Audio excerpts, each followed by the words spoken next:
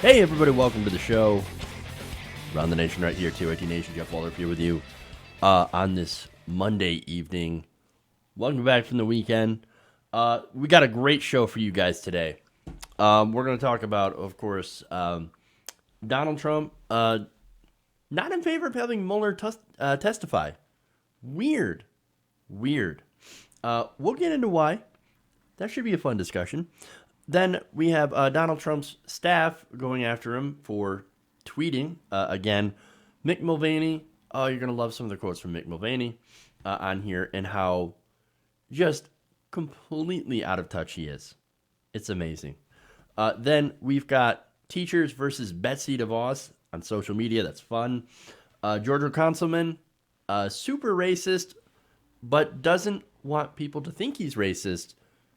Well, you're going to love some of the quotes in there. That's great. Then Joe Biden. I'm going to talk about Joe Biden. Something happened last week. I want to talk about it. Him and Dick Cheney. Then we've got new legislation from Senator Sanders, new proposal, I should say, from Senator Sanders. In order, basically, it's set up to help farmers in the Midwest. So that's awesome. A lot of good stuff today. A lot of interesting things. Before I get into it, please like and share the stream. Super important. So social media engagement and just engagement in general on YouTube here, very, very important. So please like and share the stream. Share everywhere you can. All right. Then also consider becoming a patron. That's the other way that you can help the show. So patrons, of course, I want to give a few shout outs here. Shout out to Ann Summers, Michaela Bembury, Rachel Mace, Varuz Keshian. Sorry, I can't say these names, but I'm trying. And Milton Holland. So thank you to those patrons, even though I cannot say some of your or all of your names. I appreciate your support nonetheless. All right, guys. So let's move on.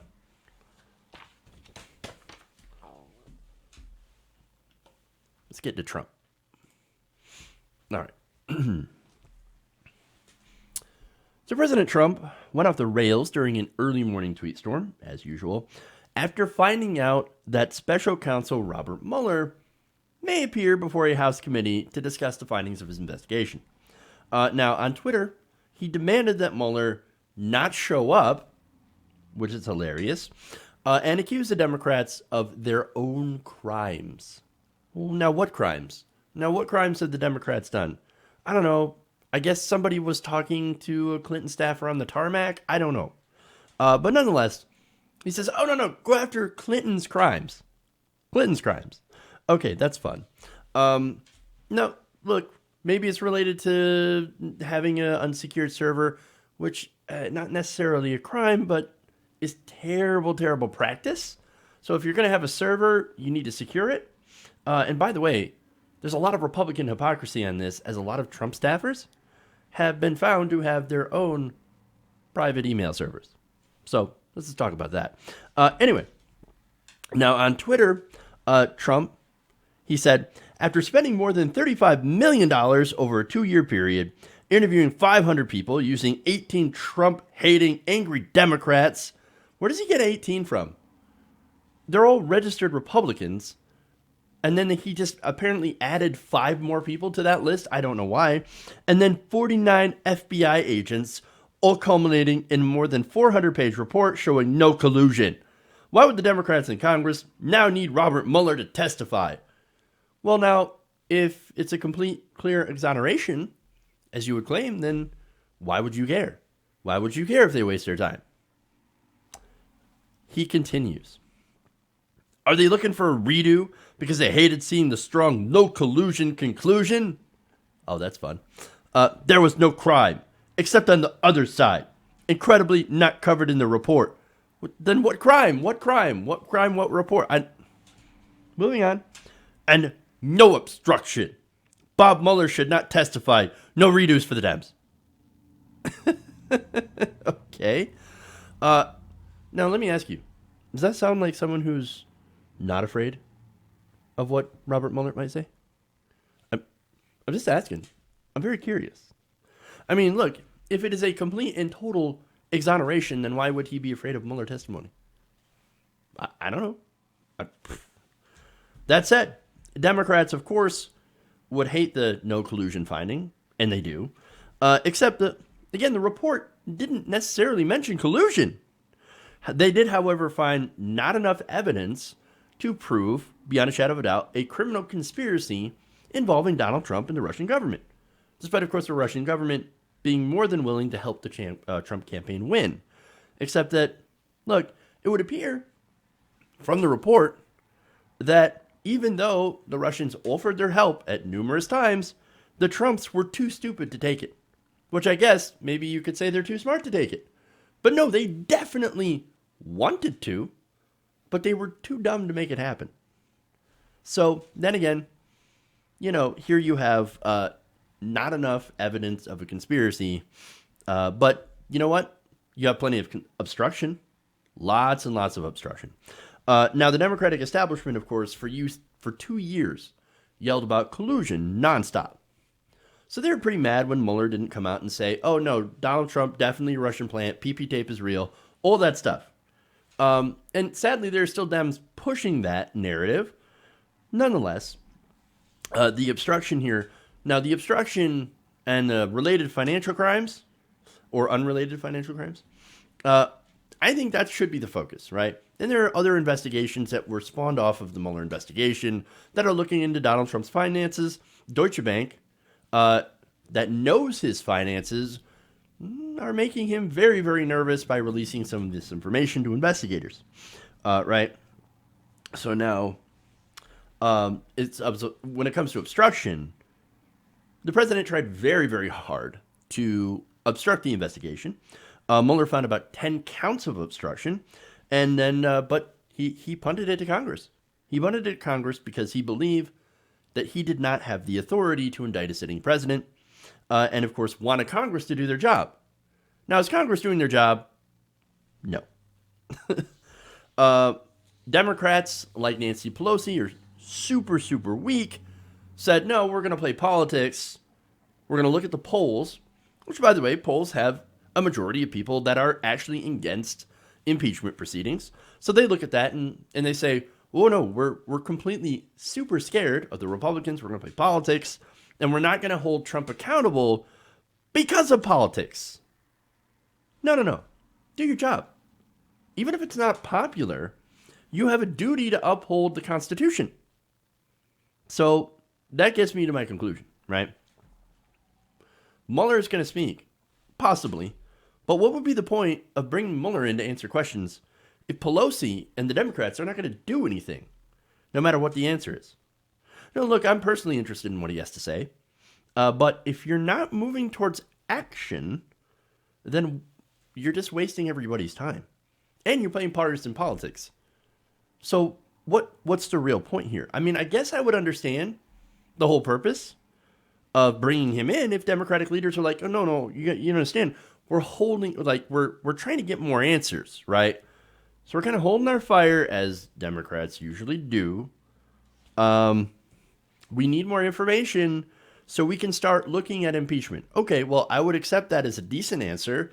Not the great answer. I think we got plenty of evidence now. But if the Democrats want to play it super, super safe and careful, well, then okay, whatever, right?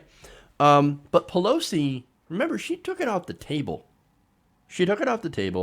So what this looks like is a whole political stunt to me. But that said, it does have the one benefit of enraging the baby in the White House. So at least I guess it's entertaining to watch Trump continue to melt down every day. That is the solace that we get from this. Great. Okay. Fun times. All right, anyway. Let's go to our next story. In case you're wondering why Pelosi is so interested in not doing anything, it's because she admitted it. She fundraises really well off Donald Trump. So, I mean, it is what it is. Okay. So, let's move in.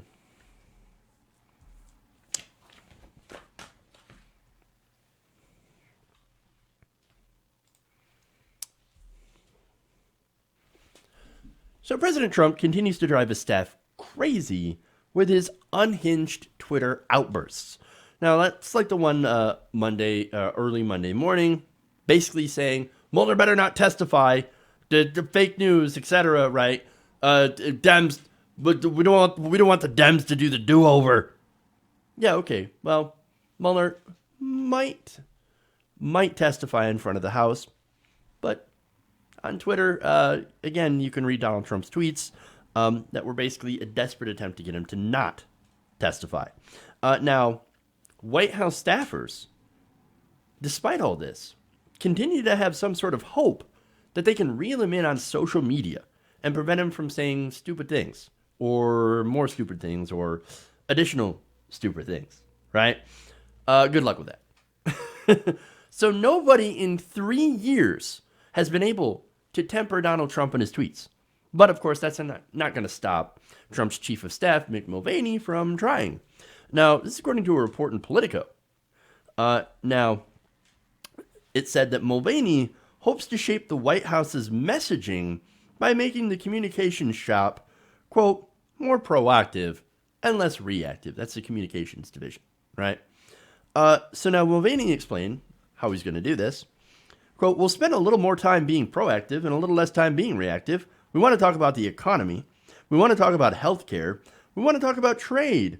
So if we can try to drive the narrative a little bit more, we think that would be a valuable improvement. A valuable improvement over what's going on right now. Yeah, I suppose that's true. Now, if you want to talk about the economy, okay. You want to talk about healthcare, that's fine. But what does Donald Trump want to talk about? Well, he wants to talk about witch hunts. He wants to talk about, jailing his opponents, right? He wants to talk about how the New York Times is fake news. He wants to talk about how everybody in the world is so completely 100% unfair to Donald Trump. Does he care about policy? Oh, you guys already know the answer to that. No, of course not. And so what is he going to tweet about? Yes, he'll tweet about the economy, but then he'll say things that are 100% not true. I think at this point so far, he's lied about 10,000 times. I am not exaggerating on that number. Literally 10,000 times. Just to the public, to the press. He lies about things that he doesn't need to lie about and lies about things that, I guess, no, you don't need to lie about those things. There's no reason to continue to lie to the American public. And he does so more than pretty much any other Republican. And there are a lot of Republicans that lie. There are Democrats that lie. You can go look at policy issues and see where everybody's lying. Look at the discussion on single payer, for example. Filled with falsehoods from pretty much every side except for the single payer side, right? So, nonetheless, right? He's going to lie a lot, and he's going to tweet about whatever he cares to tweet about that moment, whether it's a Fox and Friends segment or not. Okay. Now, the thing is, you can't stop him. You think you're going to stop that? You're going to stop the lies? No. In fact, according to White House insiders, you shouldn't even try because of what happened before. According to one current and former administration official, along with many others who basically agree with this, one of them said, quote, easier said than done, and noted that Mulvaney's predecessors also talked about improving those teams, but added, quote, whatever Trump tweets out that morning will be the headline. Regardless of what the communications plan is, a lot of people take their frustrations out on the communications team, but Trump will always be the communications director. Now, there's another who agreed with that, explaining that Trump may make a decision and agree to the policy change, which is promptly announced to the press, only to change his mind days later, of course. One of those officials said, quote, that's the reality of serving a media-obsessed president who cares little about the details or the organizational chart of his press and communications teams. No kidding. They know that Trump is not only really, really painfully dumb, but is super impulsive. And instead of driving the media narrative, ironically, he's also driven by the media narrative. Now, that said, when he tweets out something that makes headlines, of course, right? Half my show is us talking about Trump tweets. Let's be honest about that. But he is driven by the media narrative as much as he drives it. Things like, for example, Fox News. Fox News will report something, Donald Trump will watch it, and then he will start tweeting about it. So, look, it's a really strange relationship that they have. It feeds into itself. It's like an Ouroboros. Snake eating its tail, basically, is what it is. And it can't stop. Now, there's more. This is according to another Trump White House official. Quote, if you get ahead of the president and answer a question, and then 2 weeks later, he does something different, you look stupid. Until the message comes from the president, it doesn't count. Now, I actually kind of enjoy it when Trump makes his toadies look stupid. That's actually one of the few layers of Schadenfreude that help make these otherwise horrifying years somewhat more bearable. I mean, again, what did you guys expect? I mean, that Donald Trump was some sort of sane, rational actor who will not undercut you or throw you under the bus as soon as it suits him? No, we all know that's who he is. That's who he was to begin with. And if you didn't know, you weren't paying attention. And I guess nobody in the communications department or team either care or maybe they just weren't paying attention, but that's being incredibly kind to them. I would say that they don't care at all because maybe it's the promise of power. That's a hell of a drug. Hell of a drug. Now, the report also goes on to note that the White House messaging is unlikely to return via daily press conferences from Trump spokesperson Sarah Huckabee Sanders, who was recently damaged by her admission that she lied to the press. Now, does she feel damaged? Of course not. Does she care? No. She doesn't care at all to give briefings. She doesn't care to do her job. Hilarious. Now, they also had, by the way, in this report, Mulvaney taking some cheap shots at the press. Shocker. He said, look, I would throw it back to the press. Are you really making the argument that you don't have access to information? Goodness gracious, the president is available to the press himself almost every single day. Is he, though? Is he? He continues. You're getting it straight from the president of the United States in a way that I'm pretty sure is unparalleled. And then, of course, I think might also apply to the tweets. So why would you want him to tweet less? Because that's the way Donald Trump chooses to tell people about things. I don't know. But here's the thing. You have access as president, as a person of the press, unless you ask too many questions. Or you ask the wrong question, and he decides to eject you. Like he did with, for example, Jorge Ramos in Univision. Or, he calls you fake news. Or he points you out at rallies, which is what happened to White House reporter Katie Tur, and all that other stuff. Now, the problem with that is, of course, you start saying the press is the enemy of the people, and then point out a reporter saying they work with NBC News or the New York Times or whatever. They're the enemy of the people. What do you think is going to happen? What do you think is going to happen? So, yeah, he's real available to the press. But that's not the point here. The question is why Mulvaney thinks that he'd be able to control Donald Trump and his worst impulses. I mean, come on, dude. He's not a smart person. He's not a stable genius. He's not somebody that you can reason with. No, what I think Mulvaney's trying to do is he's trying to run damage control ahead of time. His whole plan is to get ahead of Donald Trump and his ridiculous tweets. But there is no getting ahead of this guy. There's only reaction, because if you think what Donald Trump is going to do next, then you're delusional.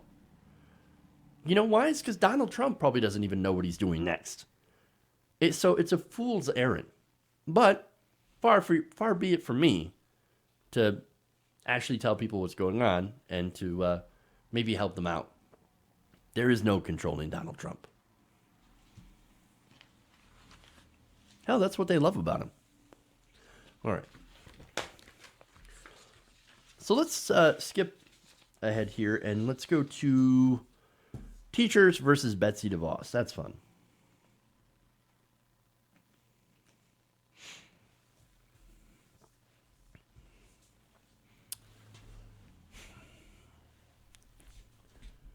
It's Teacher Appreciation Week, where we give thanks to all the hardworking educators out there who are spending lots of time, effort, and in a lot of cases, their own money in increasingly difficult conditions in order to educate our children. And to mark the special week, Education Secretary Betsy DeVos released a video thanking teachers, which on social media did not go well. In a series of tweets responding to the video, a lot of teachers pointed out that what they would really like her to do to celebrate this week. But first, I want to give you the tweet containing the video. America's blessed to have many great teachers. They dedicate their time, effort, and talents in service to their students. During this National Teacher Appreciation Week, be sure to take a moment and thank a teacher who has made a big impact on your life. Okay, now there's nothing specifically wrong with that tweet per se, but consider the source, right? So now, before I get into that, I've had some good teachers throughout my life. I want to give a shout out to Mr. Schreiber for getting me into the Hobbit books, eventually Lord of the Rings, Game of Thrones, etc. Great stuff, right? But anyway, the issue with DeVos here is that her video was met with lots of anger from supporters and teachers. And why is that? It's because Betsy DeVos hates public education. Her policies undermine that while she promotes for-profit charter schools and religious education. Now, look, I don't have a problem with private school. You want to pay for private school out of your own pocket. Taxpayer money should not go to a private institution. So, especially if it takes money away from public institutions. I also have no problem with private religious schools. You want to go to a private religious school? You pay for it out of pocket. And you shouldn't take money, like I said before, from public education. But anyway, so now let's get to the fun part. Let's have some responses. All right. So now Freeman tweets, "Give us all a token of your appreciation by resigning immediately." But Macmillan Oakley T says, "You can thank us by resigning." Another teacher. Jason Gossett says, "Remember, folks, if you're not undermining education, you're thanking your teacher wrong." Shanetta Clark says, you neither appreciate nor value public education and public school teachers. Your thank you rings quite hollow. Resign, and we will thank you." Do you sense a theme here from these educators?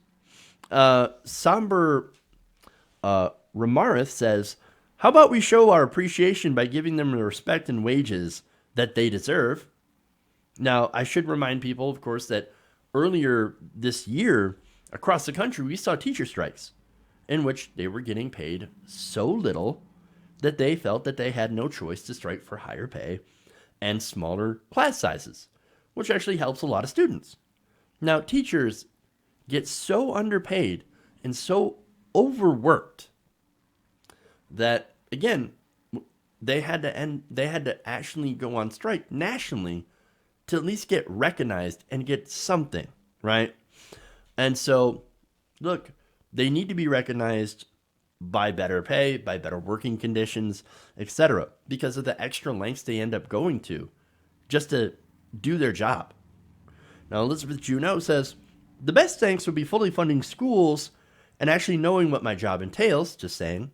Again, there's a lot of teachers that will use their own money to pay for school supplies to do their job because there is just no money in the budget anymore because of people like Betsy DeVos that are constantly stripping the education budget. And of course, we fund schools in probably the most ridiculous way through property taxes. Now, what's one way to make sure that your schools suck? Lower property taxes. And again, I don't think we should fund it that way. We should definitely come up with a better funding model for these schools. Because what you do is that poorer neighborhoods are set up with inferior schools, and those happen to be more in minority areas. So you're basically setting people up for failure based on race, based on their zip code.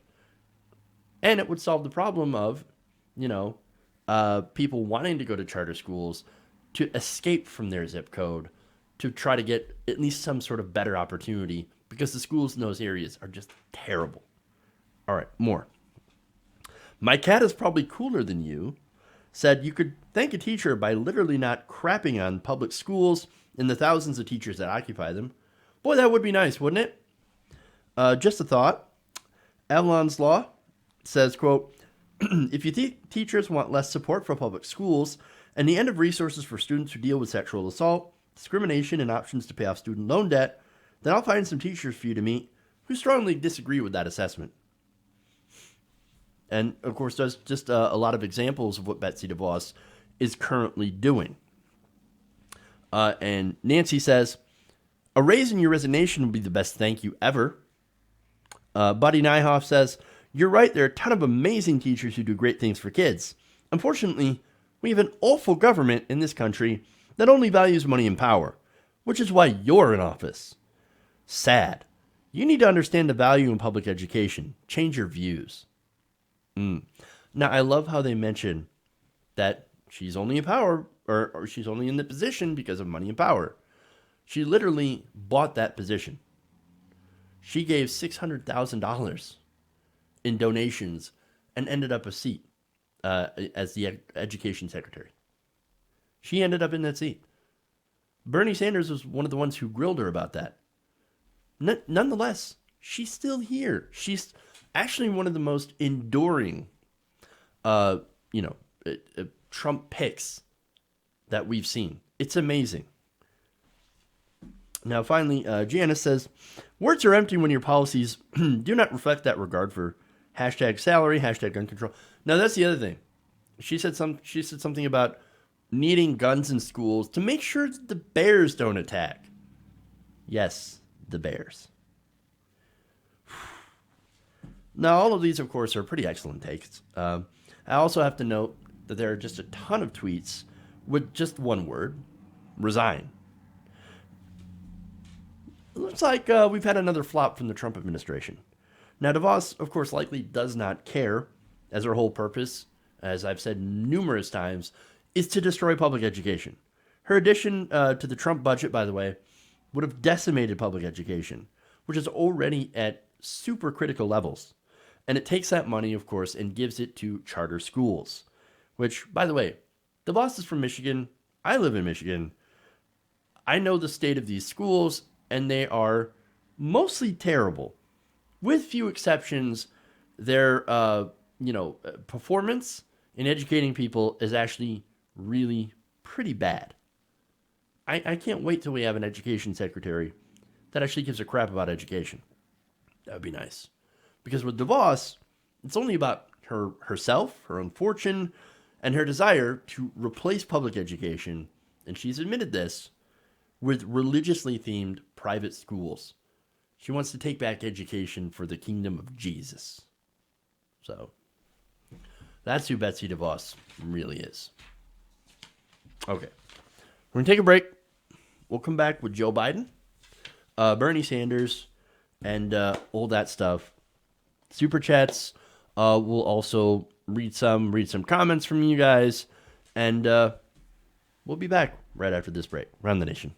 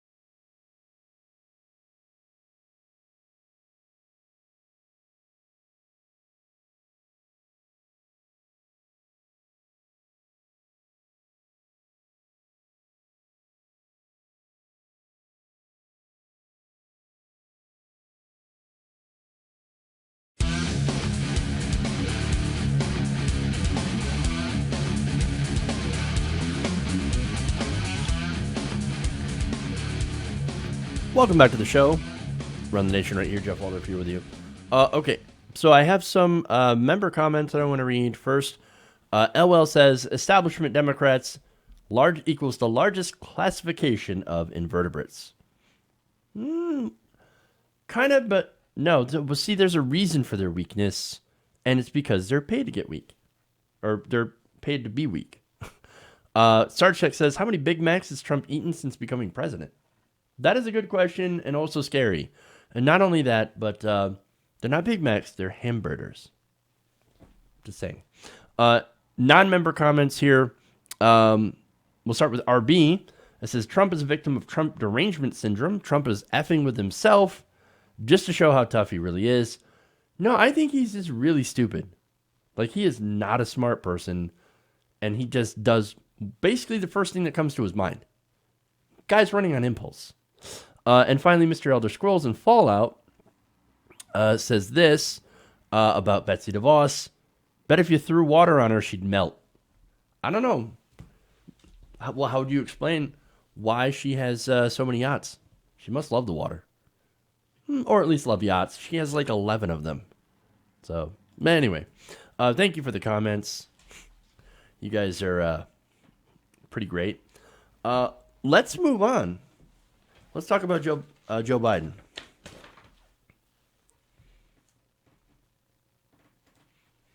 Okay, hold on here.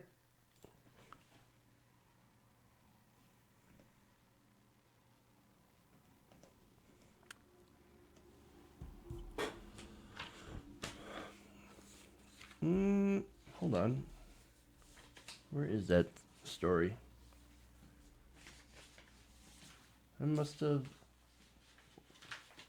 Hold on a second. Now I have to find that story because that's actually a fun one.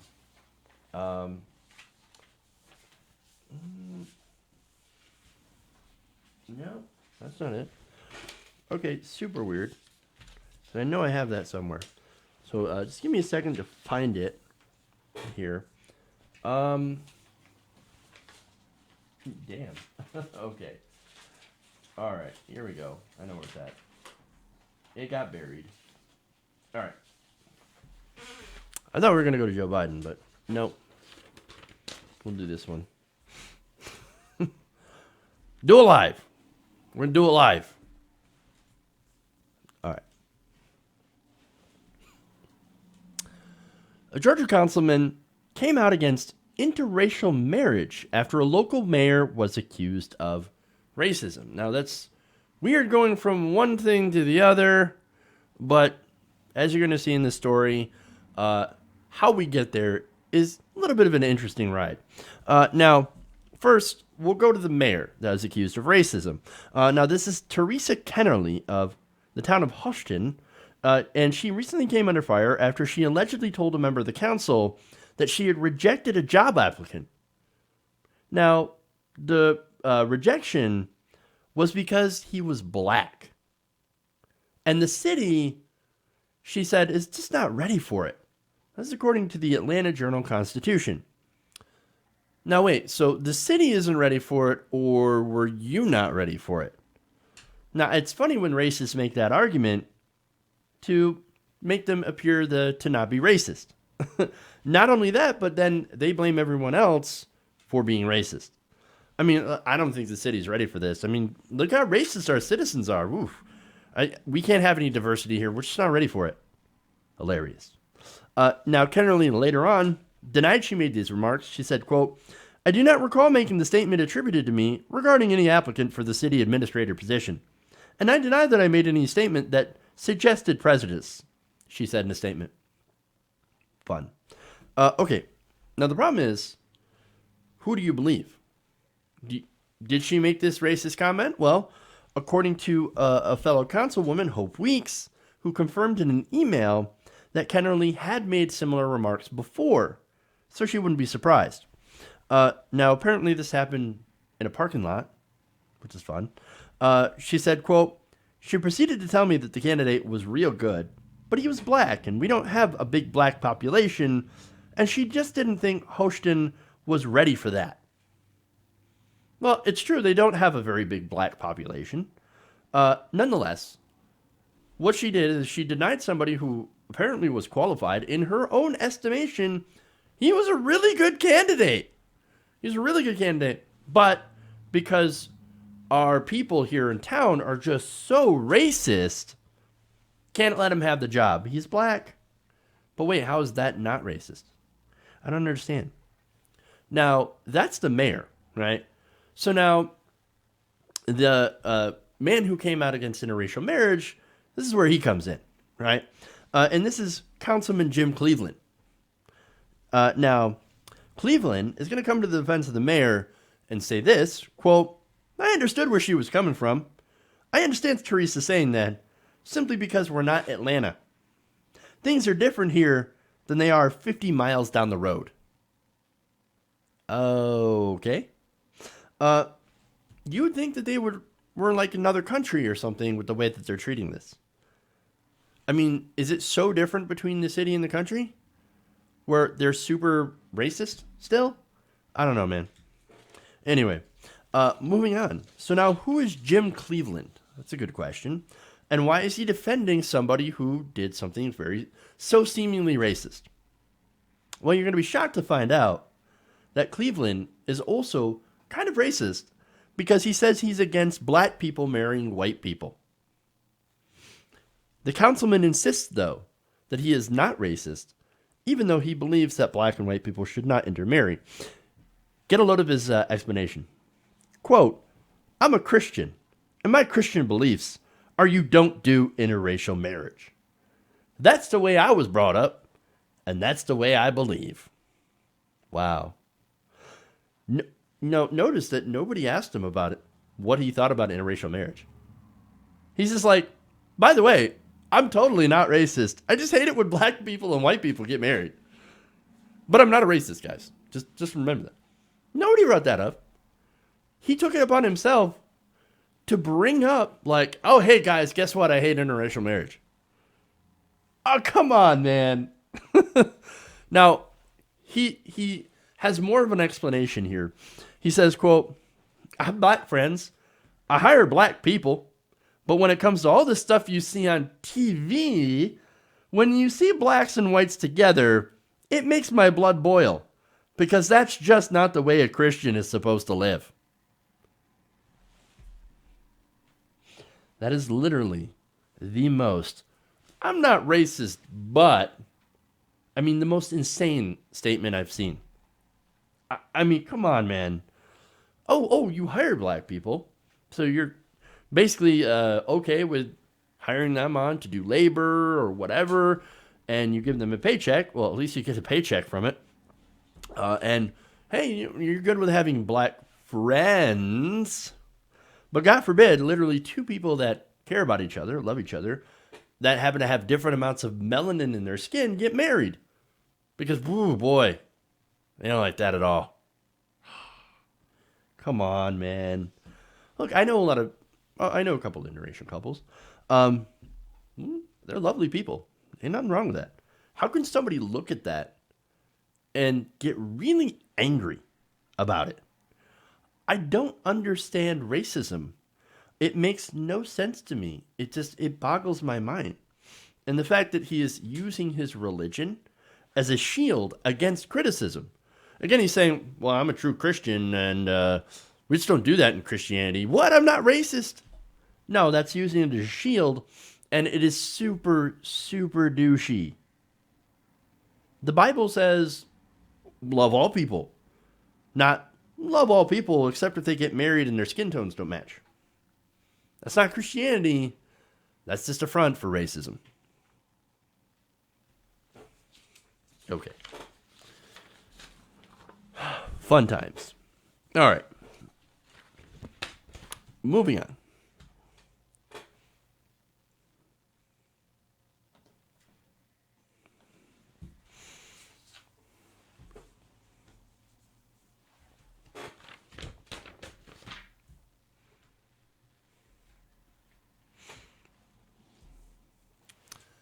It didn't actually take very long for former Vice President Joe Biden to get in trouble. Now, to be fair, this was video from 2015, and that has recently surfaced of Biden praising Dick Cheney. Now, this was during some sort of Walter Mondale event, which is crazy. But nonetheless, let's just take a look at the video.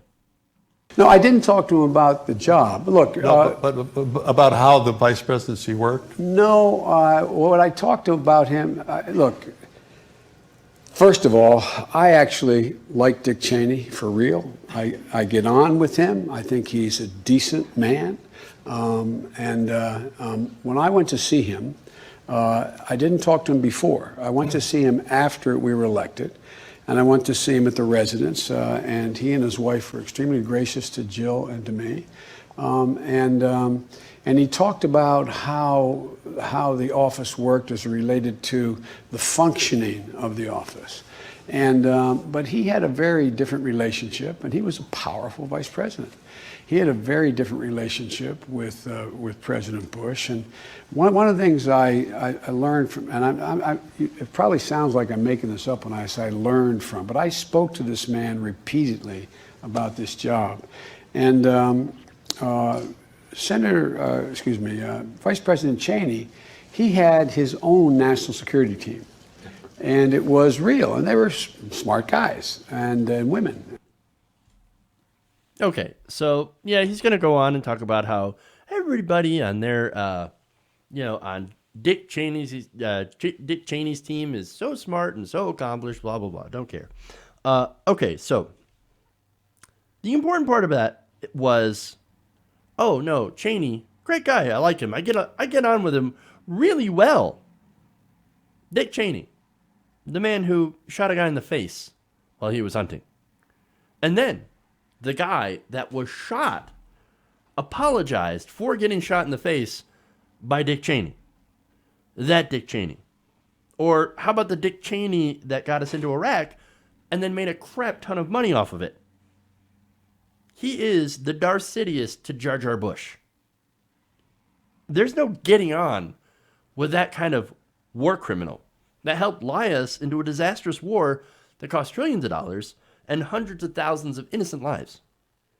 Dick Cheney, I believe, led in part to Donald Trump with his over-the-top evil. And Joe Biden's like, no, I like the guy. He was very, very helpful. Oh, was he? Oh, that's wonderful. Great. And you know what he said? You know why he says that? He's part of the club. He's part of the club. Every one of those people, part of the club. And you ain't in it.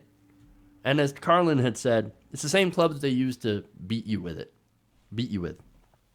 So now, of course, he got some backlash from not only the establishment, or some in the establishment, but also some progressives. And the reason I say some in the establishment is there are some establishment liberals that look at the Iraq War and they're like, no, this was horrible. In fact, David Corn, Mother Jones David Corn, used to be progressive, now and more of an establishment outlet. Nonetheless, Corn said this, quote, "This is a problem. A decent man doesn't mislead a country into a misguided war that kills thousands of American GIs and leads to the deaths of hundreds of thousands of civilians." You got David Corn criticizing you. That's bad. Sean King, progressive activist, he said, y'all come get your dude. He went on and on about how much he likes Pence too. Disgusting. Then, here you have AJ Plus producer Sana Saeed saying this, quote, "Without any exaggeration, Dick Cheney is one of the most evil men to set foot in this world. A man behind whom a trail of war crimes follow, and Biden thinks he's a decent man. Is this your man, Democrats? I hope not." Unfortunately, of course, with Donald Trump, here you've seen the establishment rehabilitating people like George W. Bush and Dick Cheney. Oh, he's not so bad. He's a real Republican. Donald Trump, however, Donald Trump's the unique evil. Now, this reminds me of the Henry Kissinger moment from Hillary Clinton back in 2016. Now, Kissinger, massive war criminal, probably worse than Dick Cheney, and she's like, oh, no, it's one of my friends. No, he's fine. No, not fine. This is not fine. Stop rehabilitating war criminals. But see, again, for Biden, these people, they're all in the club. And what's funny is that they don't want Donald Trump in the club. because, I don't know, maybe it's because he beat Hillary Clinton when he wasn't supposed to beat Hillary Clinton.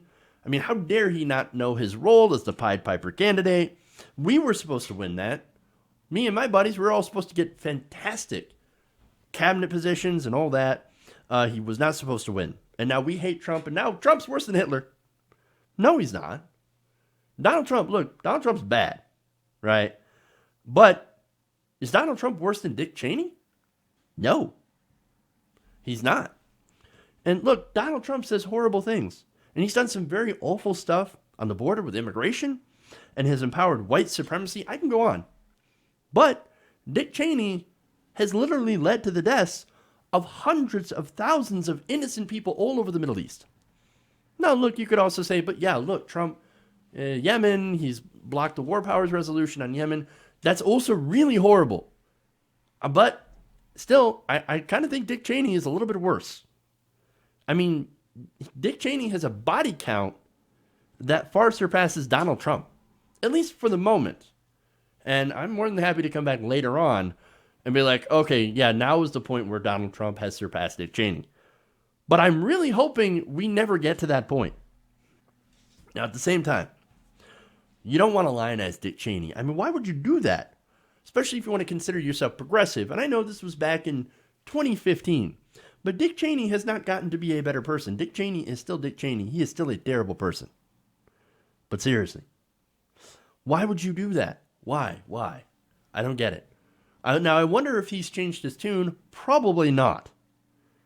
Now, what's funny is that Joe Biden also calls himself a progressive. No. Joe Biden is no progressive. If Dick Cheney or Henry Kissinger are your friends, then you are nowhere near progressive. And that's just the truth of it. Okay. One more here. Let's go quickly with Bernie Sanders. All right.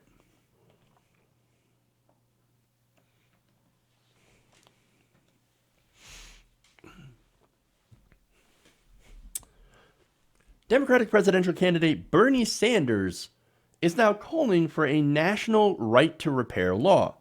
Now, what is that? Well, I'll get into the details here. Now, basically, though, this is an effort to help farmers in the heartland. Basically keep their costs down. And so let me get into this legislation here from Vice. Sanders' plan involves using antitrust legislation to break up large agriculture firms, reform patent law to protect farmers from seed patents, and add a national right to repair legislation that would ensure farmers be able to repair their own equipment. Now, think about this for a second. I know, look, a lot of you probably are not farmers in the heartland, okay? But it's kind of insane that we have a system right now where we're not allowed to repair our own stuff. Stuff that we purchased with our own money, we're actually not allowed to make our own repairs to. And think about how crazy that is. In fact, the Sanders plan said, quote, "In rural America today, farmers can't even repair their own tractors or other equipment because of the greed of companies like John Deere. When we are in the White House, we will pass a national right to repair law that gives every farmer in America full rights over the machinery they buy." And again, we buy something and it's not even ours. And that's insane. A complete insanity.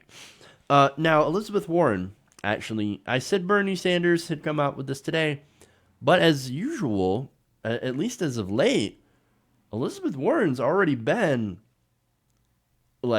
there. She was there back in March.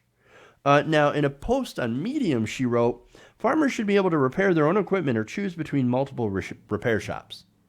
So props to Elizabeth Warren. And also strange props to someone else. And that would be Colorado Governor John Hickenlooper, who also called for right to repair legislation focused specifically on farm equipment. Now, one thing about this is that this is very specific. This is very narrow, right? I would love to see something like this expanded to things that are not just farm equipment. For example, your iPhone, right? And your iPhone breaks, you can't fix it yourself. Or not even if it breaks, what if it needs a new battery, right? No, you got to take it to the repair shop and it costs a lot of money, etc. If you knew how to fix that and could get the parts, then why wouldn't you be able to fix it? Well, they've made it so that you're not able to. Apple wants to keep selling you new iPhones or have you bring in existing iPhones, which are very expensive to fix. That's why Apple has made it really, really difficult for people to do that. I mean, get a load of the steps that they've taken to stop you from doing it. They killed touch functionality on phones when aftermarket screens are installed. I mean, that's the like. Okay, we're to make it so that our phones don't work if you don't have an original screen from our stores with someone who has basically runs an Apple store, is Apple affiliated. We're not going to allow them to fix that. We're going to make it so that it doesn't work if you fix it, even if there's nothing functionally wrong with it. I mean, it's crazy. Not only that, but they've lobbied extensively against right to repair legislation. Now, as far as farming equipment goes, farmers have been dealing with this for quite some time. At least, the last 2 decades? Thanks to a tight control of firmware via digital rights management tools, John Deere has a monopoly on the equipment it makes. Farmers with John Deere tractors have been resorting to hacking to their equipment and lobbying laws to basically break up that manufacturer's repair monopoly. So when I talk about right to repair, farmers were there for quite some time, but no one else has been. In fact, I didn't even know this was a thing. I mean, I knew that there were issues with Apple, but you never really think about that. But now we're starting to. I mean, we have 3 presidential candidates. To give them a lot of credit, Elizabeth Warren, Bernie Sanders, and even doofy John Hickenlooper are like, hey, no, this is an issue. And so I got to give them credit for bringing up this issue and kind of making us think about it. People, if they pay money to buy something, they should have the full rights to be able to do what they want with that product, as long as they don't break any laws, right? Repairing your own stuff should not be against the law. So now Sanders, Warren, and Hickenlooper have all publicly pledged to work to end the monopolies by passing these national right to repair laws, and that's great. Going after these monopolies using antitrust laws, that's the whole point. That's the whole point. And if you are against it, if you're against the ability to repair your own stuff that you pay money for, it kind of shows how much of a complete corporate tool you are. So more presidential candidates. If you want to try to maybe get people in the Midwest to, support your candidacy, as well as show that you are not on the side of giant corporations, then maybe you should support something like this. Okay. That's it. That's all I got time for. Thank you guys for going around the nation with me today. Please like and share the stream if you haven't already, or sign up to become a patron, patreon.com/TYTNation. Helps us out greatly so. So thank you to the patrons. Thank you to channel members. Thank you to people who give on Venmo or our PayPal. Thank you to all of you who support independent, progressive media. We could not do the show without you. Thank you so much. All right. We're out of here. We'll see you guys tomorrow. We do have an announcement on Friday, which we're going to give you, that I think is probably not going to make a lot of people happy. But nonetheless, you got to do what you got to do. So that is a terrible tease. It's not that bad. It's not that bad. So just, I'll let you guys know what's going on Friday. All right. Love you guys. And remember, change begins with you. Good night, nation. TYT is next.